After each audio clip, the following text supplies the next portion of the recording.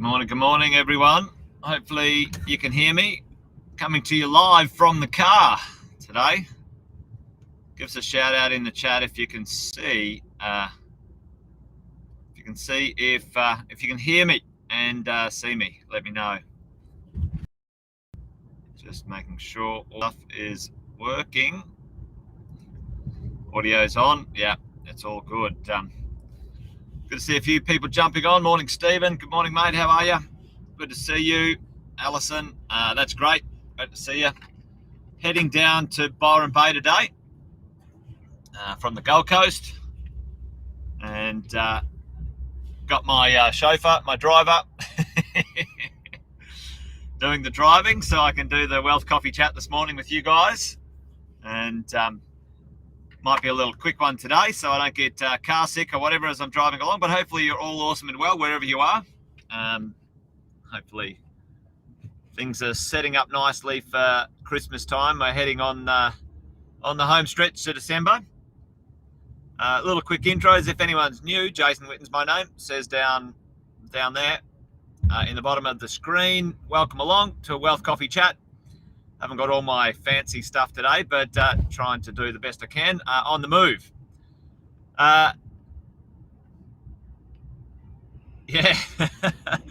Yeah, Byron's a bit crazy at the moment, Alison, but we're just going down for the day. We're catching up with some teams, some crew down there. I think I told you guys last week or just recently that myself and Shay over there, we belong to a couple of education and business groups, K2, Kerwin Ray's business group, and also Taki Moore's Black Belt Boardroom group. And this week we're heading down to Byron to hang out and do some training as business owners, entrepreneurs, which is awesome and fun.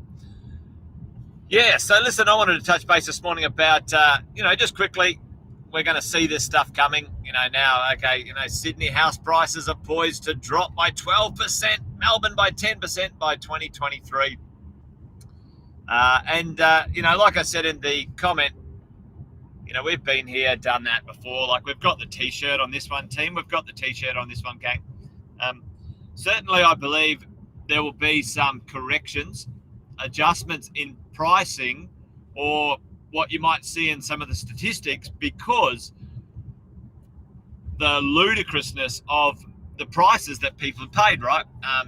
When the rental yield, when the yield or the return on some properties is below 2%, that's when what's called the yield variation or the yield squeeze doesn't support price rises. And the only way you can continue to support price rising if interest rates go down. At the moment, and don't misunderstand this, team, it's fixed rates that are being put up a little bit, not the floating rate, not the underlying cash rate, not the underlying floating rate.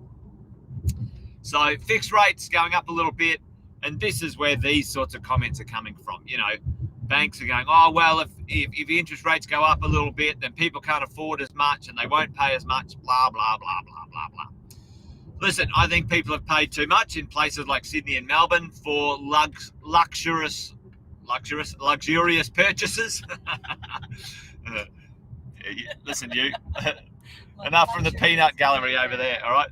Luxurious purchases, maybe that's not even the right word, but, it's mostly in the owner-occupier space. It's mostly in the uneducated space. And like you and I have had this chat before, team, it's the good time Charlies that will cause these problems for price adjustments in the coming years, okay? But you, I, are smart, we're clever, we're strategic about how we've purchased, what we're doing, and we know that we will buy well and we will not sell.